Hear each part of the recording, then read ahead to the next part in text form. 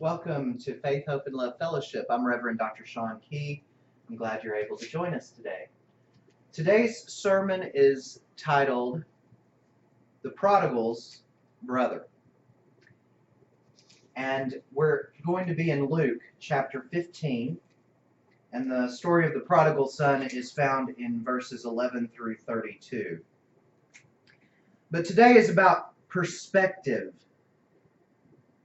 And I want you to think about that as we go through the story. Jesus said, there was a man who had two sons. The younger one said to his father, "Father, give me my share of the estate." So he divided his property between them.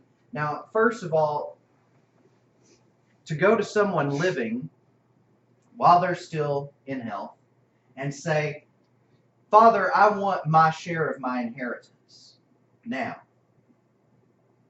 is as good as telling them, "I wish you were dead." Right? I mean, let's be real here. He went to his father, said, "I want my share because I'm leaving you. I want from you so I can go away from you and live my life.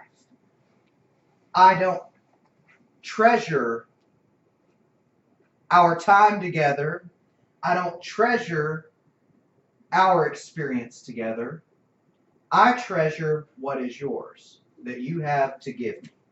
Okay?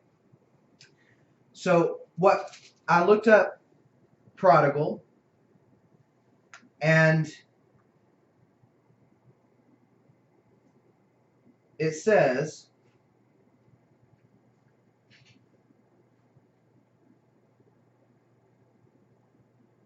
it's wasteful or recklessly extravagant, giving or yieldly profusely lavish. So it's just squandering away what you have. So this son wanted his stuff, his inheritance, and then he went out and he squandered the wealth that his father gave him. So everything that he had, he spent it within a short matter of time. He went and had the biggest parties, got with prostitutes, spent it on women, and had fun.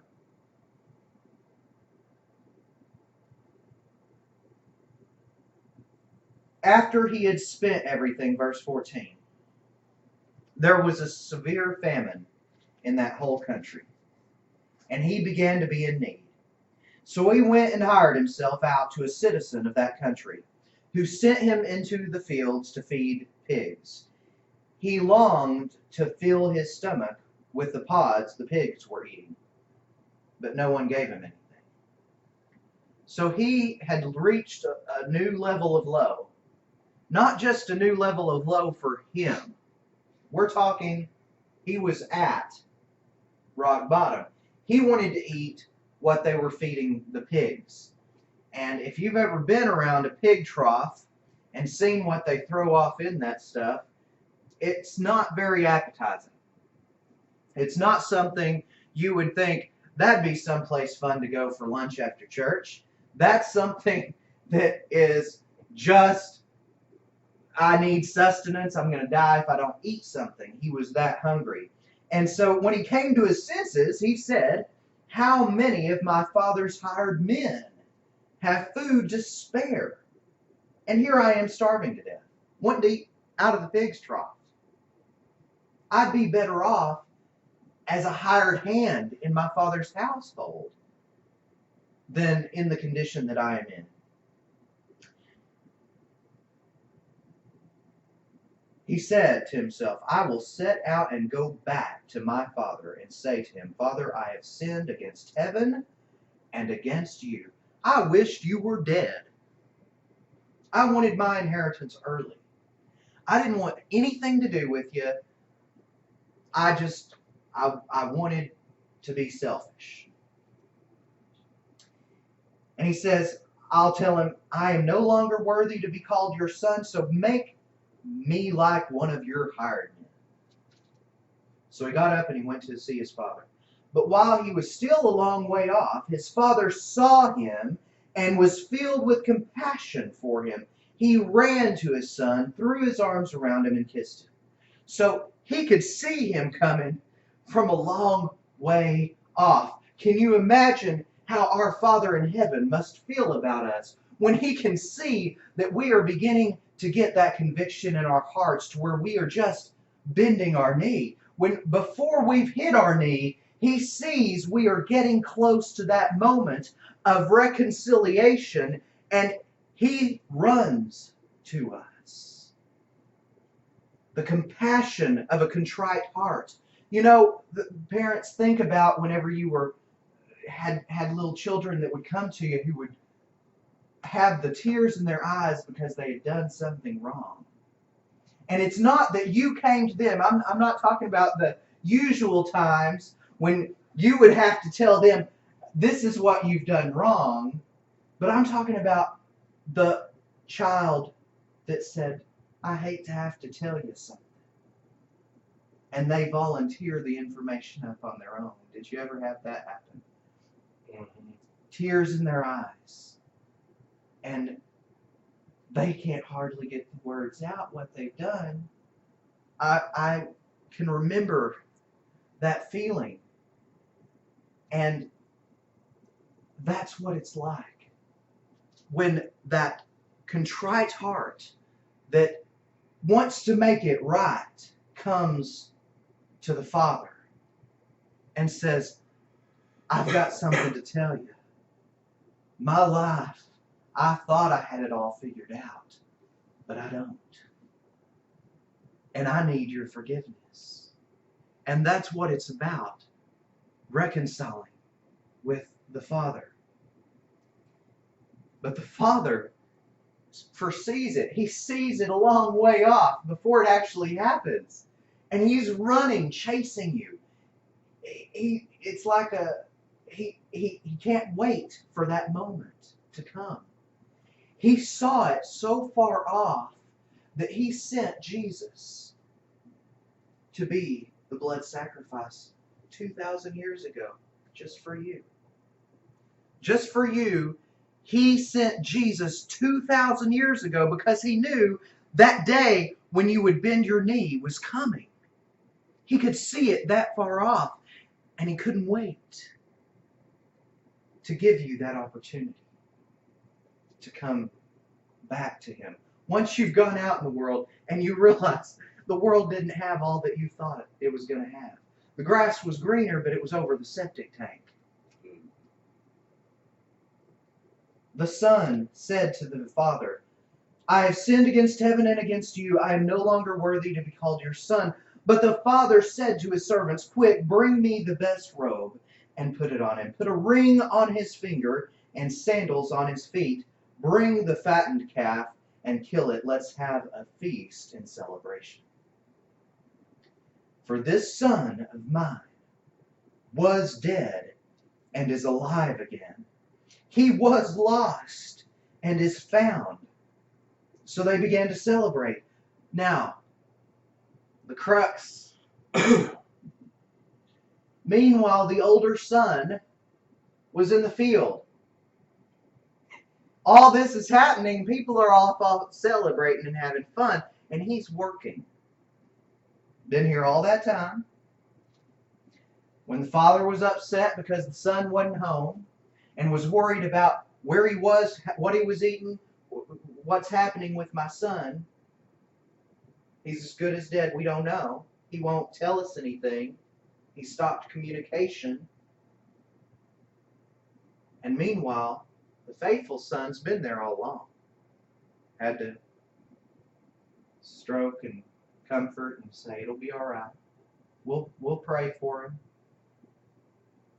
Meanwhile, the older son's out working, and he comes near the house and he hears music and dancing. So he called one of the servants and asked him, what's going on? The servant says, your brother has come home, and your father has killed the fattened calf because he has come back safe and sound. The older brother becomes angry and refused to go in. So his father went out and pleaded with him. Now, I've been faithful all this time. I'm there with you, comforting you, because your son's acting a fool. And here he comes back and all's forgiven. It's all fine and dandy. Not only are we having a party, but you killed the fattened calf. And he says, all these years, I've been slaving for you and never disobeyed your orders. Yet you never gave me even a young goat so I could celebrate with my friends. But when this son of yours, who has squandered your property, prodigal, with prostitutes, even worse, comes home, you kill the fattened calf for him. Now, don't we get angry sometimes? Don't we begin to feel like, well, that's not fair? Right. As I've said before, and I'll say it again, dead men don't have rights. Pastor Debbie Cummins taught me that a long time ago, and I continue to see it to be true. If you are indeed dead and buried to the old self, the old man inside of you, and resurrected with Christ through baptism, coming up out of the water alive, where are the old self's rights? The old person should be dead and gone. And it doesn't matter what would be fair to the old self. There should be a new self coming forth.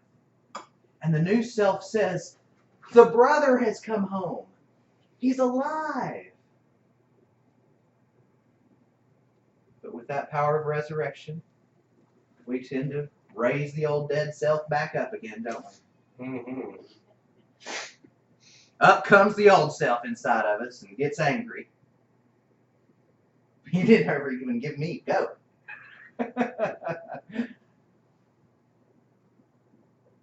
And the father says, my son, you are always with me, and everything I have is yours. I already gave him his half.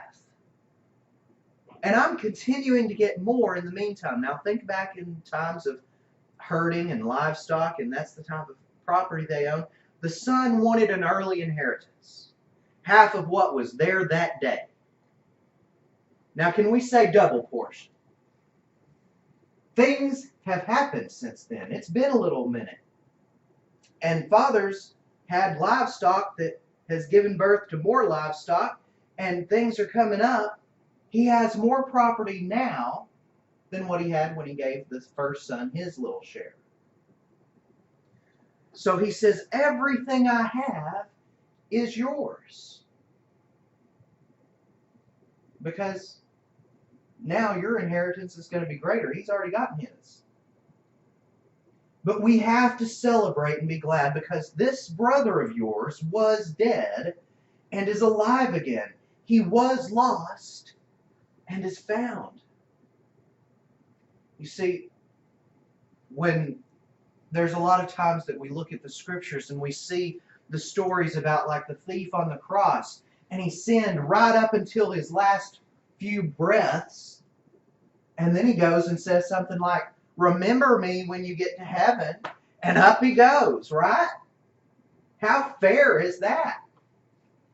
Here we are having church and trying to serve the Lord, and someone else can just say, Jesus help me, right before they die, and up they go. And that's the kind of perspective this brother had. Think about that. That's the kind of perspective the prodigal brother is guilty of. Is he saying, well, that's not fair. He shouldn't get to go right up. He shouldn't get to have a celebration. He was bad. He should be punished. And that's wishing death and punishment on someone. we should rejoice the fact that God is so merciful that he saw that thief would be hanging next to his son and ran to it. You see what I'm laying down there? God is so merciful and loving that he is chasing after us. And not everyone's going to have come to their senses and have that moment of, what I've been doing isn't right, and have a contrite heart. You see, Jesus said, there will be many who say to me, Lord, Lord, didn't we stay in the field all that time and never disobey? And you'll say, away from me, ye that worketh iniquity. Didn't they cast out demons in his name? Didn't they heal diseases? Didn't they do all these things? And he'll say, away from me. Why? Because they were going through the motions. They were faithful, but without love and without hope, without compassion, without trust in him. All of their works were dead. They had no meaning. They didn't take time to build up and establish a relationship with Christ. They were going through the motions. And that's what we're in danger of when we are just focused on being faithful. Okay, well, I'm not going to do that. Not going to cuss, not going to smoke, not going to drink, right? We're going to do this and just be faithful. But he says, you who clothed me when I was without, you who fed me when I was without. And they say, but when did we do those things? And he'll say, what you did for the least of these, you've done for me. Perspective changes everything. I saw on Facebook a passage that talked about, it's in a poem format. And as you go down, it's real negative. When you go up, it's positive. And that's what we have to do. It says, whatever is true, whatever is noble, whatever is praiseworthy, think on those things. Where your heart is, there you are also. Store up your treasure, your inheritance in heaven. Stop trying to get it early. Don't squander here. You see, there's so much more to be had. And if we put our focus, our perspective on the right things, then we are going to have a wealth of treasure, a wealth of experience. We are going to get the relationship right here. Amen. And I do mean it both ways. We're going to get it right now, and we're going to get it correct here. Now, as you go up,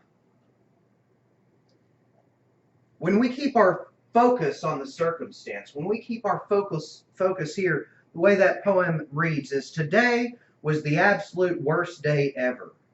And don't try to convince me that there's something good in every day, because when you take a closer look, the world is a pretty evil place.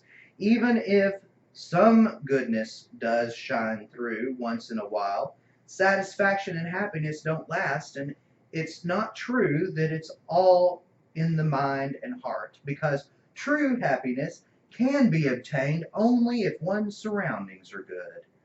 It's not that good exists. I'm sure that you can agree that the reality creates my attitude, and it's all beyond my control. And you'll never in a million years hear me say that today was a good day. Now, when you read it back, going up, and you put your perspective on the Father, then you begin to see today was a good day. And you'll never in a million years hear me say that it's all beyond my control. My attitude creates the reality. I'm sure you can agree that it's not true that good exists only if one's surroundings are good. True happiness can be obtained because it's all in the mind and heart. And it's not true that satisfaction and happiness don't last. Some goodness does shine through once in a while, even if this world is a pretty evil place. Because when you take a closer look, there's something good in every day. And don't try to convince me that today was the absolute worst day ever. It's all about perspective. If we place our perspective on the work to be done, we have a job to do. Jesus said, go forth and preach the gospel, the good news, to all people. Into all the world go forth. And your world is a different place from your world. Your world is a different place from my world. But we're all in the world. And if we are the body, we should be moving. We should be seeing healings taking place. We should hear the word preached and prophesied over people's lives. We should be seeing some joy taking place. And some breakthroughs, some hope. We should be seeing the fruit of the Spirit. Love, joy, peace, patience, kindness, goodness, faithfulness, gentleness, and self-control. We should see those things taking place.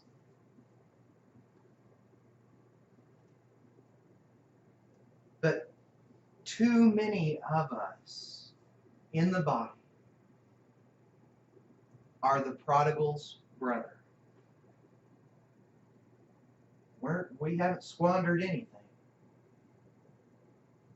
We certainly haven't lavishly, as it said, spent love. Too many of us are worried about, is your piece bigger than mine? How much cake did you get? Right? Looking over each other's shoulder. Well, my goodness. You're going to get all that? And I didn't get nothing. There's no place for jealousy.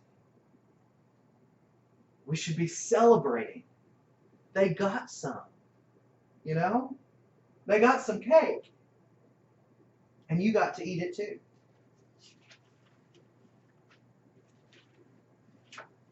Jesus had some pretty strong warnings in Luke 11. Chapter 11, verse 39.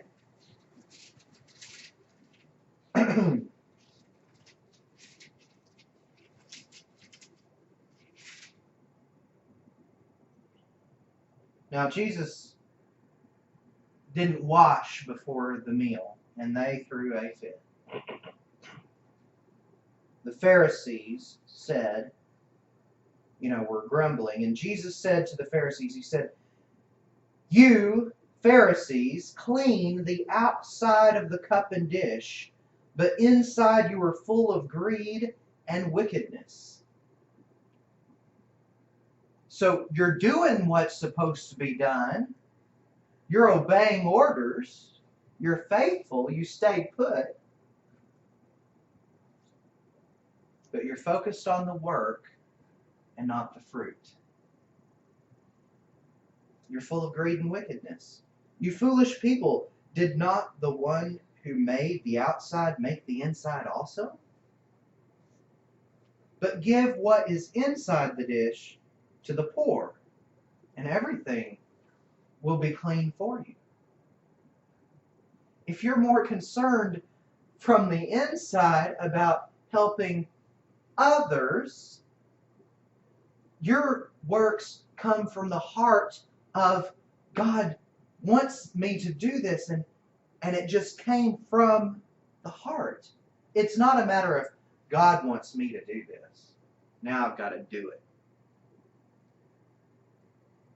I've got to work, work, work. And those sinners are out having fun.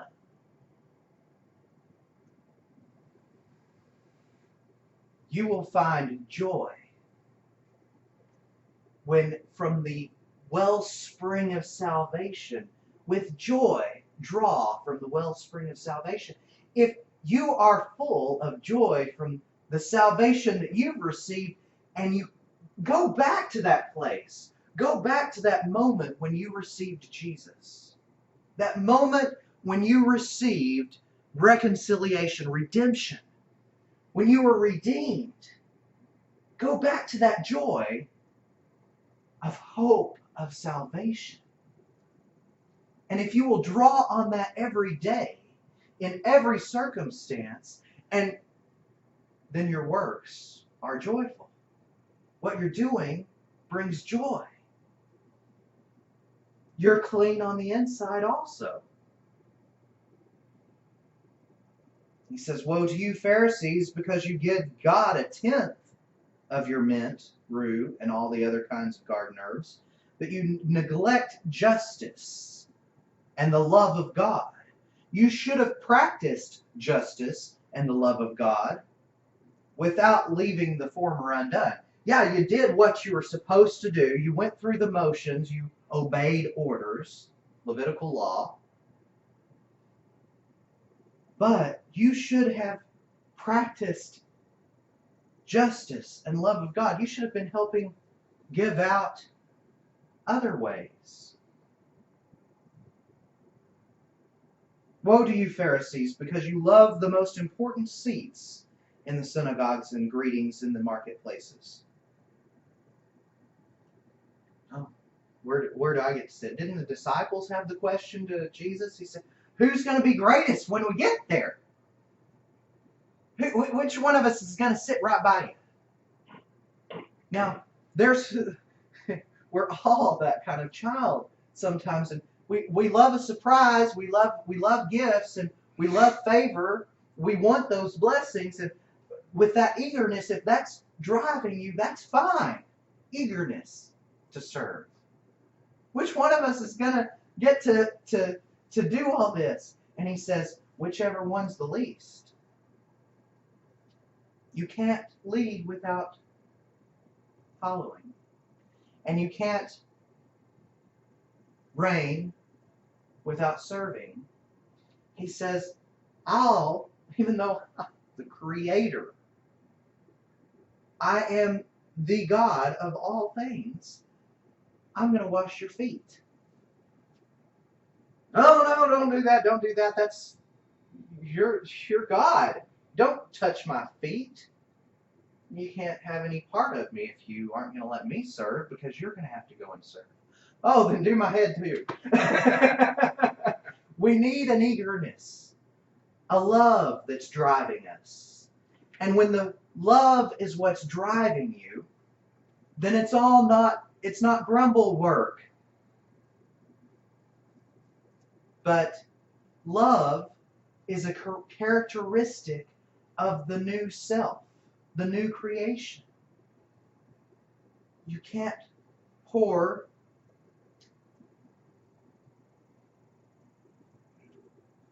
new wine into old wineskins. You have to put it new. You can't keep part of the old. You've got to let the old stay dead and buried. Woe to you, because you are like unmarked graves, which men walk over without knowing it. You're dead already.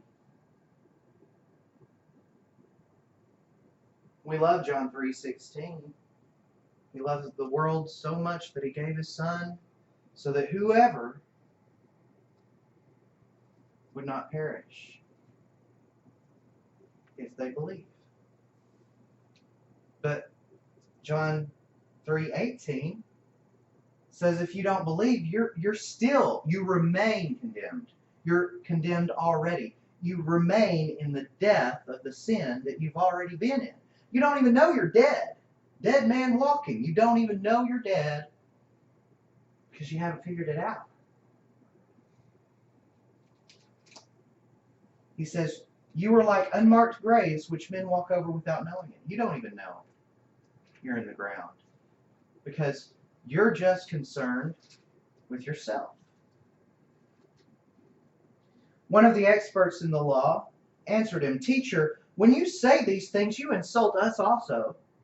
And he goes on. He says, okay, and you experts in the law, woe to you, because you load people down with burdens they can hardly carry, and you yourselves will not lift one finger to help them. Don't do that. That's not right. Don't. How? You just put me in this cage, and I can't move, and I don't know how. And they don't lift one finger to help them.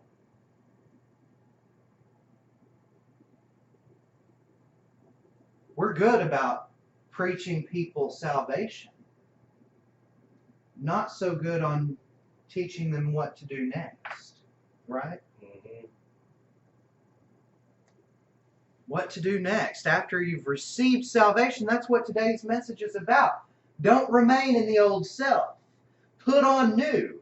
Change your perspective. Set your hearts and your minds on things above, not on earthly things.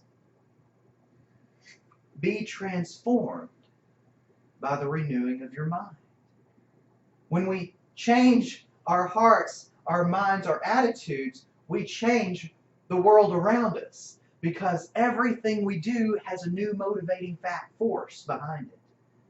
When your motivating force is because I have to, then you barely get by doing what you have to do.